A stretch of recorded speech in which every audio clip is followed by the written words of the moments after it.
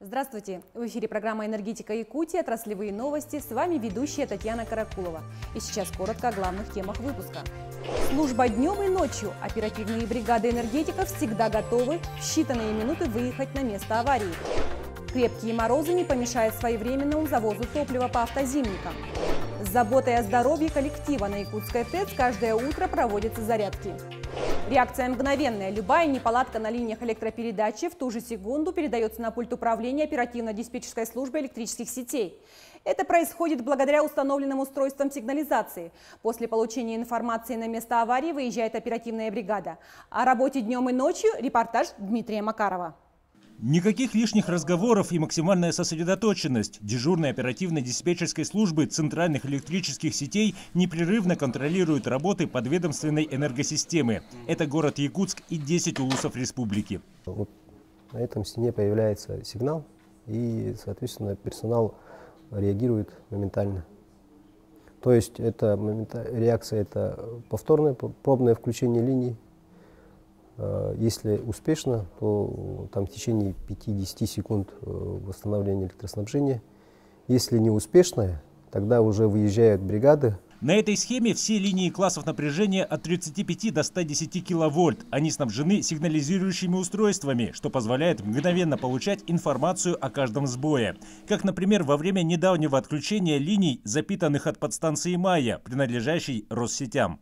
Дневное время аварийное отключение произошло, и к нам сразу же поступило по ОИК сигнал, что аварийное отключение произошло на подстанции 220 киловольт «Майя». Это подстанция Россетей.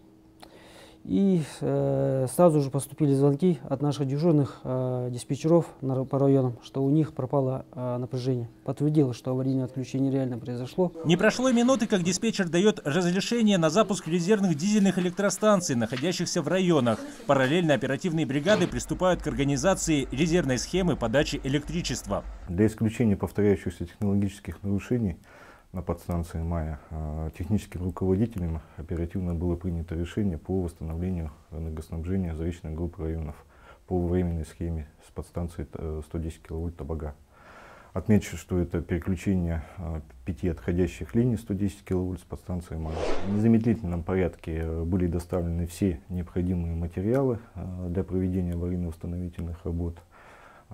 Для создания временной схемы электроснабжения были задействованы 4 бригады. В тот день под ограничения попали населенные пункты заречных районов, но слаженные действия позволили оперативно восстановить электроснабжение. По похожей схеме выстроено взаимодействие всех служб, отвечающих за линии низкого класса напряжения. Это опоры и провода, по которым ток поступает непосредственно к потребителям. Часть из них тоже оборудованы сигнализациями, но о некоторых технологических нарушениях сообщают очевидцы. По звонкам потребителей, где что произошло. Если кто-то сказал, что конкретно сбили опору, едем на адрес. Если отключилась линия, едем с осмотром линии. Несмотря на количество потребителей, запитанных от ЛЭП и класса напряжения, алгоритм действий диспетчеров и оперативных бригад всегда один, где главная задача – в кратчайшие сроки устранить технологическое нарушение. И если у вас в доме погас свет, то прямо в эту секунду уже принимаются все необходимые меры.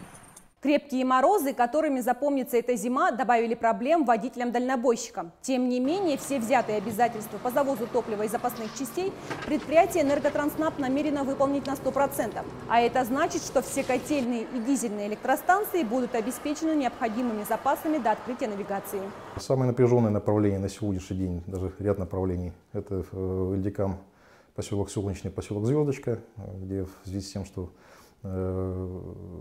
из-за навигации 2022 года и, соответственно, смены логистики и смены поставщика каменного угля, естественно, плановые пережоги несколько превысили ожидаемые результаты. Там сейчас идет активная работа и поставка техники.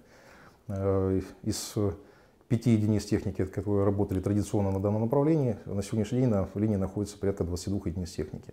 Водители «Энерготранснаба» имеют богатый опыт работы в тяжелых климатических условиях, поэтому рейсы регулярно выполняются. Предприятие помогает дальнобойщикам дополнительным материальным снабжением и улучшением условий проживания в длительных командировках. В Сахаэнерго прошло совещание с участием главных инженеров северных и арктических филиалов.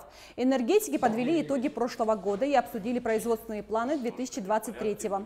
В основном это вопросы ремонтов, строительства энергообъектов, транспортного обеспечения и другие актуальные вопросы. Данное мероприятие у нас в первый раз проходит, что мы вызвали, так скажем, технических руководителей, которые непосредственно находятся на местах, чтобы довести те цели и задачи непосредственно уже до руководителей технического звена, находящихся в филиалах нашего общества. Большое внимание было уделено опыту эксплуатации так называемых гибридных электростанций. Солнечные модули и новые дизели сейчас активно строятся в разных районах по энергосервисным контрактам.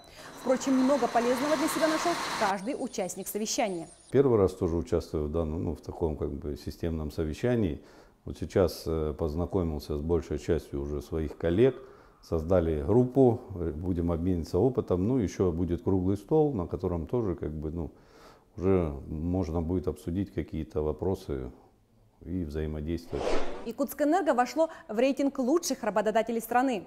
Он составлен рекрутинговой онлайн-платформой HeadHunter.